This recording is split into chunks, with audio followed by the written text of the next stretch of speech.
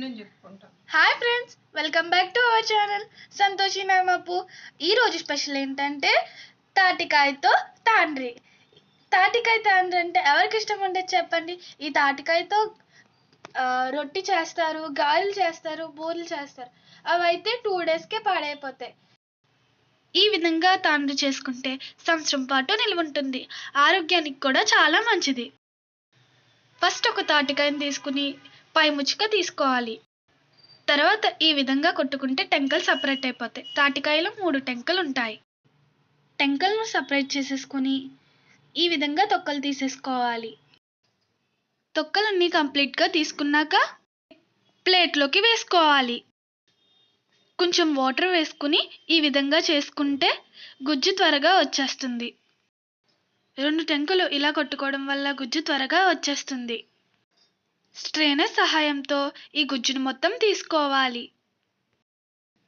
ఈ విధంగా చేసుకుంటే గుజ్జు మొత్తం వచ్చేస్తుంది. చూసారా గుజ్జు ఎంత చిక్కగా వచ్చిందో? ఈ గుజ్జును మొత్తం కప్లోకి తీసుకోవాలి. ఒక పెద్ద ప్లేట్ తీసుకుని నెయ్యి అప్లై చేసుకోవాలి. ఇలా నెయ్యి అప్లై చేసుకున్న తర్వాత గుజ్జు మొత్తం వేసేసుకొని మరీ అంత డార్క్గా కాకుండా మరీ అంత లైట్గా కాకుండా అప్లై చేసుకోవాలి. బాగా స్ప్రెడ్ చేసుకున్న తర్వాత ఎండలో పెట్టుకోవాలి. ఇది 2 డేస్లో ఆరిపోతుంది.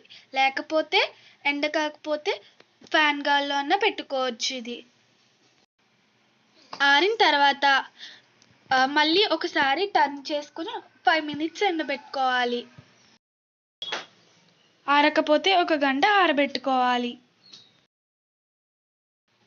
తర్వాత చిన్న చిన్న ముక్కలుగా ఏ షేప్లో కావాలంటే ఆ షేప్లో కట్ చేసుకోవచ్చు. అంతేనండి, తాటి తాండ్రి అయితే రెడీ అయిపోయింది. ఇది కానీ మీకు నచ్చితే లైక్ చేయండి, షేర్ చేయండి, సబ్స్క్రైబ్ చేయండి. బాయ్.